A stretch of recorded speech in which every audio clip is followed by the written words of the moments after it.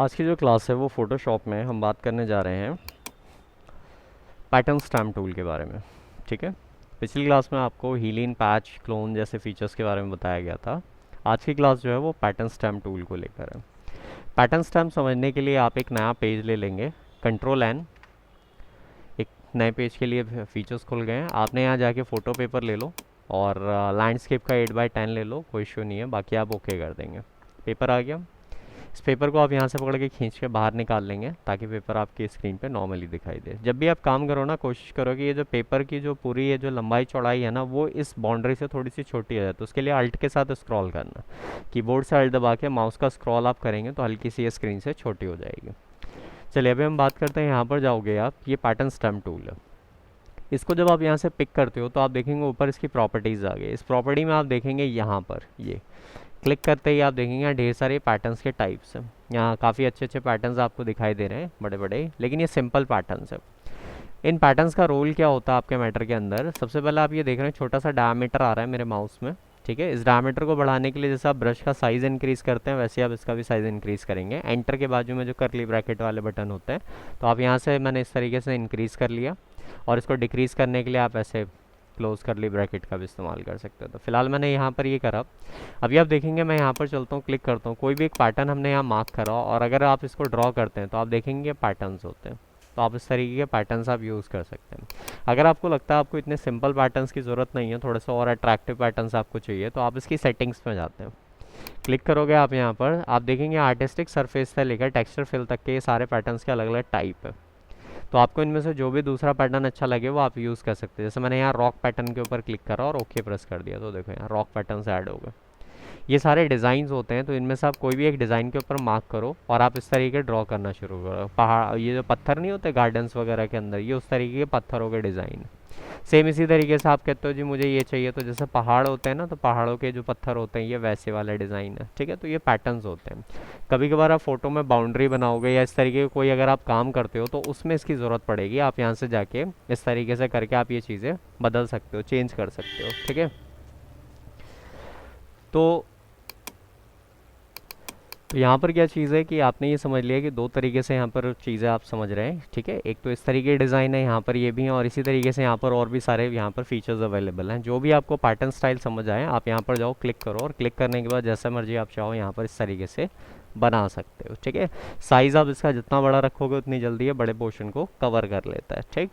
इसी तरीके से आप यहाँ पर जाते हो वापस से सेटिंग वाले बटन पे, आप देखेंगे और भी बहुत सारे सरफेसेस हैं। तो आपको जो भी दूसरा, जैसा आपको टेक्सचर फिल चाहिए तो आप टेक्सचर लेकर ओके कर दो। आप देखेंगे अलग अलग टेक्सचर्स के डिज़ाइन, जैसे टाइल्स वगैरह होते हैं ना, तो उस तरीके के आप यहाँ सरफेस अगर आप चाहते हो तो ऐसा भी आप कर सकते हैं। ठीक है।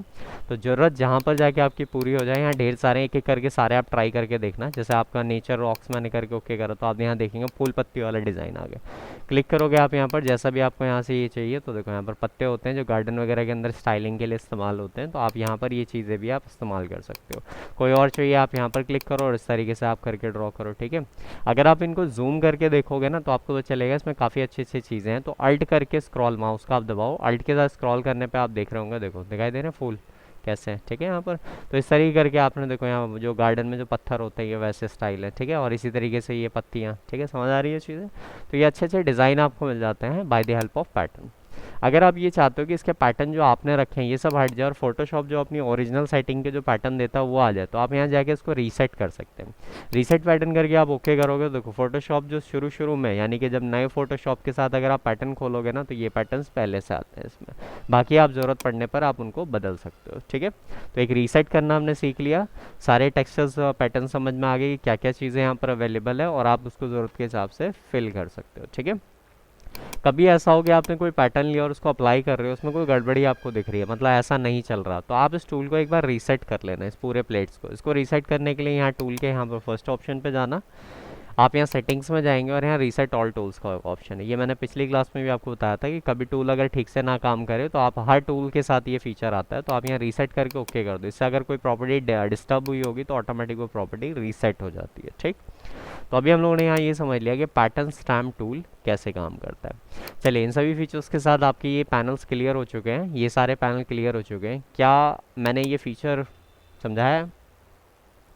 आई ड्रॉपर चलिए हम बात करते हैं इस फीचर के बारे में, आई ड्रॉपर क्या होता है। देखिए आई ड्रॉपर का काम ये होता है, कलर पिक करता है। कहीं से भी अगर आपको कभी किसी अलग अलग टाइप के रंगों की ज़रूरत हो जिसे आप नहीं पहचान पा रहे हैं, तो आप उन रंगों को यहाँ पर जाके इससे आप पिक कर सकते हो। इसको समझने के लिए हम एक फ़ोटो उठा लेते हैं। मैं इसको बंद करता हूँ। डबल क्लिक हमने प्रेस करा स्क्रीन पे, और डबल क्लिक करने के बाद आप यहाँ पर कोई भी एक फ़ोटो उठा लो। सपोज दैट मैंने ये फ़ोटो उठा ली, ओपन कर दिया। देखिए यहाँ पर ये फ़ोटो आ गई। अभी आप नोटिस करेंगे, देखिए यहाँ कलर है, इसके फेस पे कलर है, हेयर में एक कलर है, स्किन का एक कलर है, ठीक है, क्लॉथ्स के एक कलर है। तो इसी तरीके करके यहाँ पीछे जो गार्डन्स टाइप जो एरिया ग्रीन ग्रीन, इसका एक कलर है। अगर मैं आपसे बोलूँ कि भाई मुझे ना ये वाला कलर चाहिए, ये जो यहाँ येलोनेस जो आ रही है, मुझे ये चाहिए, तो आप ये कलर अगर यहाँ खुद से जाके बनाओगे ना, थोड़ी सी प्रॉब्लम होगी कि यहाँ कलर, मान लो येलो में भी अगर आप आ गए, तो ये प्रॉब्लम होती है कि ये कलर है कौन सा, समझने के लिए दिक्कत आती है। तो इसका एक आसान सा तरीका, आप यहाँ पर जाओ, ये आई ड्रॉपर ले लो, और इसको आप जिस भी कलर पे ले आके आप क्लिक दबा कर रखो, क्लिक छोड़ना नहीं है, दबा कर रखो। और आप शायद देखेंगे फोरग्राउंड कलर के अंदर यहाँ पर ये आप देख रहे हैं कलर बदलते हुए जा रहे हैं। जहाँ जब मैं माउस को लेकर जा रहा हूँ, फोरग्राउंड कलर का मतलब मैं इसके बारे में बात कर रहा हूँ, ठीक है, यहाँ आप गौर करना। तो जब मैं ये टूल यहाँ इस्तेमाल करूँगा तो आप यहाँ गौर करना। तो आप देखो ध्यान से, फोरग्राउंड कलर में आप देखेंगे यहाँ दिखाई दे रहा है, जहाँ जहाँ मैं माउस को लेकर जा रहा हूँ ये वहाँ के कलर मुझे बता रहा है। स्किन के ऊपर लेके जाते हैं, लिप्स के ऊपर लेके जाते हैं, तो जहाँ जो भी कलर अप्लाई हो रखा है ये वो कलर आपको वहाँ पर इंडिकेट करता है। जैसे मैंने कहा मुझे ये वाला कलर चाहिए, तो मैंने माउस ला के यहाँ जैसे ही आपने क्लिक छोड़ा, आप देखेंगे यहाँ येलो वही कलर उठा जो यहाँ पर अप्लाई हो रखा है। बाद में आप इसको ब्रश से या फिर किसी भी टूल से आप इस कलर को कहीं पे भी आप अप्लाई कर सकते हैं। समझ में आ रही है ये चीज़, ठीक है। तो ये होता है कलर उठाने के लिए, इसको ड्रॉपर टूल बोलता है, आई ड्रॉपर टूल, ठीक। चलिए अब हम बात करते हैं एक और फीचर के बारे में, इसे बोलते हैं हिस्ट्री ब्रश टूल। इसके बारे में बात करेंगे। अब हिस्ट्री ब्रश कैसे काम करता है। मान लो आपने ब्रश उठाया, साइज़ को आपने थोड़ा सा बड़ा करा, और उसके बाद फिर हमने यहाँ पर जाके इस तरीके करके हमने ये कलर वलर गलती से अप्लाई कर दिया। अब भाई मुझे ये हटाना है, तो हटाने के लिए हमने एक तरीका जानते हैं हम लोग, कंट्रोल अल्ट जेड, अंडू कर देंगे। देखो अगर आप कंट्रोल अल्ट जेड करते हो, अंडू करते हो, तो आपने देखा सारा का सारा हट गया। मान लो कि मैं आपसे बोलता हूँ कंट्रोल शिफ्ट जेड, यानी कि रेडू कर दिया मैंने वापस से, कंट्रोल शिफ्ट जेड रेडू करने की शॉर्टकट की होती है। मान लो कि मैंने ना वापस से ये चीज़ ऐसी अप्लाई कर दिया। मैं आपसे कहता हूँ भाई मुझे हटाना तो है, लेकिन मुझे ये पूरी चीज़ नहीं हटानी, मुझे सिर्फ इसके फेस पे के ये डैमेज एरिया हटाने हैं, यानी कि जो कलर फैल गया, बाकी सब वैसे ही रहने दो, वो सब ठीक है। तो अगर आप अंडू करते होते तो पूरा हट जाएगा, लेकिन मैं चाहता हूँ सिर्फ मुझे इतना हटाना है। तो फ़ोटो को, ओरिजिनल फ़ोटो को खोलने के बाद जो भी आप बदलाव करते हो वो सब किसकी हिस्ट्री में रिकॉर्ड होते रहते हैं। अगर आपको हिस्ट्री में से कोई पर्टिकुलर एरिया की चेंजिंग हटानी हो तो उसके लिए आप इस्तेमाल करते हो हिस्ट्री ब्रश टूल। आप यहाँ जाओगे, हिस्ट्री ब्रश टूल के ऊपर आप क्लिक करोगे, देखो टूल ओपन हो गया। आप इसका साइज़ यहाँ से इंक्रीज़ कर लीजिए, जैसे आप ब्रशेस का साइज़ इंक्रीज़ करते हैं, और उसके बाद आप देखो इसके उस तरीके से आप रब करते चले जाओ। आप देखेंगे जहाँ जहाँ आप इसको यूज़ करेंगे सिर्फ वहीं से ही चेंजिंग हट रही है। हो गई क्लिक छोड़ते ही, बाकी सारा एरिया वैसे रह गया। अगर आप इसको इस पे भी यूज़ करते हो तो आप देखेंगे वो सारी चेंजिंग ही हटा देगा। मतलब इन शॉर्ट ये है कि ओरिजिनल फ़ोटो को ओपन करने के बाद उसमें जो भी चेंजिंग करते हो वो सारी इसकी हिस्ट्री में रिकॉर्ड होता है। तो आप इस टूल की मदद से फ़ोटो पे करे गए बदलाव को हटा देते हो और फोटो एकदम पहले जैसे ही कर देते हो, ठीक है। अगेन वही बात, अगर आपका हिस्ट्री टूल ठीक से काम ना कर रहा हो तो आप यहाँ जाके इसको आप रीसेट कर सकते हो, ठीक है। रीसेट करके फिर यूज़ करना, काफ़ी बढ़िया तरीके से ये टूल काम करता है। क्लियर है ये चीज़, ठीक है। इसके साथ अभी हम बात करेंगे यहाँ ब्रशेस के, ये इरेजर्स के बारे में, ठीक है। देखिए देखने में यहाँ 3 टाइप के इरेजर्स अवेलेबल हैं। इन 3 टाइप के इरेजर्स को हम कैसे इस्तेमाल करते हैं वो सीखते हैं, और उसके बाद फिर हम कुछ इससे रिलेटेड चीज़ें समझेंगे। देखिए इरेजर में एक आता है इरेजर, दूसरा आता है बैकग्राउंड इरेजर, तीसरा आता है मैजिक इरेजर टूल। 3 टाइप के इरेजर्स हैं। अब मैं तीनों टाइप में एक फ़र्क बताता हूँ। मैं इसको यहाँ से पहले बाहर निकाल देता हूँ। देखिए ध्यान से देखना, अभी आप यहाँ कोई लेयर नहीं है अलग से, ये ओरिजिनल फ़ोटो और लॉक है इस टाइम पे। अगर आप ऐसी फ़ोटो के ऊपर यहाँ पर जाके इरेज़र टूल इस्तेमाल करते हो, मैं साइज़ को यहाँ से इनके बढ़ा देता हूँ इसका। देखो अगर आप इसको अभी यूज़ करोगे ऐसी फ़ोटो के ऊपर, तो आप जैसे ही यूज़ करोगे देखो ये फ़ोटो मिट रही है ना। एक्चुअल में ये फ़ोटो मिट नहीं रही, ये क्या कर रहा है, ये यहाँ जो बैकग्राउंड में जो कलर है ये उसको अप्लाई करता है। तो बैकग्राउंड में वाइट कलर है तो इसलिए हमें ऐसा दिख रहा है जैसे हम फ़ोटो मिटा रहे हैं। लेकिन अगर मैं यहाँ कोई और कलर रख दूँ ना, तो आप देखेंगे फिर मैं इस टूल को अगर यूज़ करता हूँ तो आप देखेंगे देखो वही कलर भर रहा है। समझ में आई ये चीज़, ठीक है। तो आप जब भी इस टूल को यूज़ करें ऐसे किसी लॉक लेयर के साथ, तो आप इसको वाइट ही कलर में रखना, तब ऐसा लगेगा कि आप चीज़ों को मिटा रहे हैं। समझ में आई ये चीज़, ठीक है। अच्छा, अगर सवाल ये है कि भाई नाम तो इसका इरेजर है ना, ये तो रबड़ है, मिटाता है चीज़ों को, तो ये तो मिटा तो नहीं रहा है, तो पीछे वाला कलर भर रहा है। तो अगर आप इसका सही इस्तेमाल देखना चाहते हैं ना कि ये इरेज करता है तो कैसे करता है, तो इसके लिए मैं आपको एक तरीका बताता हूँ। कोई भी एक फ़ोटो ओपन करो, जैसे हमने ये फ़ोटो ओपन कर ली, ठीक है, इसको मैं यहाँ से थोड़ा सा नीचे करता हूँ। मैं इस फोटो के अंदर से कोई एक एरिया ऐसे सेलेक्ट करता हूँ और इसको काट के ले आता हूँ मैं इस वाली फ़ोटो के ऊपर। देखो ये आ गई फ़ोटो। अब आप देखेंगे जो फ़ोटो मैं लेकर आया हूँ इसकी अपनी एक लेयर बनी पड़ी है, लेयर है पीछे। अगर मैं ऐसी किसी लेयर के ऊपर इसका इस्तेमाल करूँगा तो असल मायनों में जो इरेज़र का सही काम होता है वो आपको इस लेयर के ऊपर दिखाई देगा। ठीक है, पहले हम लॉक लेयर पे काम कर रहे थे तो हमने देखा कि ये बैकग्राउंड का कलर फिल करता है, लेकिन अगर हम किसी लेयर को किसी फोटो के ऊपर ला के और फिर हम इसके ऊपर यूज़ करें इरेजर, तो आप देखेंगे सही मायनों में अब ये काम करेगा मिटाने का। देख रहे हैं आप, ठीक है, इरेज हो रही हैं चीज़ें, जितने जितना पोर्शन को आप इरेज करना, अब इसका कोई रिलेशन ही नहीं है कि ये वाला कलर अप्लाई करे। अब असल मायनों में ये चीज़ों को मिटाने का काम करेगा। तो आप लेयर में जितने पोर्शन को आप हटाना चाहते हो आप इसकी मदद से हटा सकते हैं। क्लियर है ये चीज़, ठीक है। तो फर्स्ट ऑप्शन हो गया आपका रेजर टूल, इससे चीज़ें मिटती हैं। मैंने दो कंडीशन बताई है इसके ऊपर।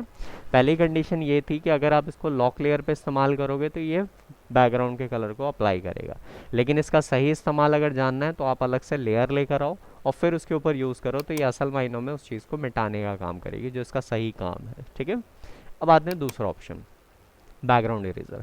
हम इसको हटा देते हैं वापस से, क्लिक करके डिलीट, तो ये प्लेन हट गया। अब हम वापस से आ गए उसी लॉक लेयर के ऊपर।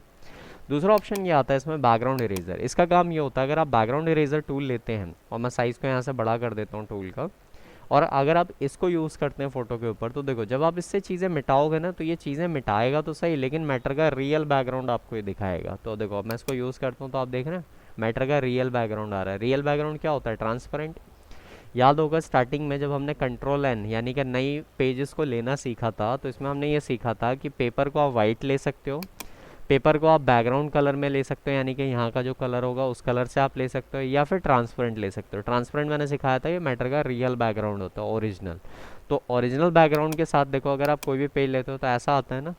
ऐसे पेज की खासियत ये होती है कि इसमें ना वाइट कलर होता है ना कुछ होता है, ये बिल्कुल ओरिजिनल होती है और इस पर कोई लॉक भी नहीं लगा होता। तो ये होता है मैटर का ओरिजिनल सरफेस, यानी कि ओरिजिनल काम करने की जगह। तो ऐसे ही आपके पास ये जो फोटो है, अगर आप ये चाहते हो कि मैं भाई इसको मिटाऊं लेकिन मिटाते हुए मुझे रियल बैकग्राउंड दिख जाए, तो देखो आप इस टूल का इस्तेमाल करो और आप देख रहे हैं कि मैटर का रियल बैकग्राउंड दिखाई दे रहा है। तो ये होता है आपका यहाँ पर बैकग्राउंड इरेजर टूल, यानी कि बैकग्राउंड को मिटाता है विथ रियल बैकग्राउंड के साथ। अब हम आते हैं मैजिक इरेजर टूल। इसका काम ये होता है कि ये सेम सिमिलर कलर्स को एक साथ सेलेक्ट करके उतने पूरे पोर्शन को डिलीट कर देता है। आप यहाँ इस टूल को लो, जैसे देखो मैं अगर इसकी स्किन पे क्लिक करता हूँ ना, तो ये कलर जो ये आप यहाँ देख रहे हैं इसकी बॉडी पे, ये कलर जहाँ तक सिमिलर होगा ये एक ही बार में उस पूरे एरिया को देखो एक क्लिक करते ही इरेज कर दिया उसने। क्लियर?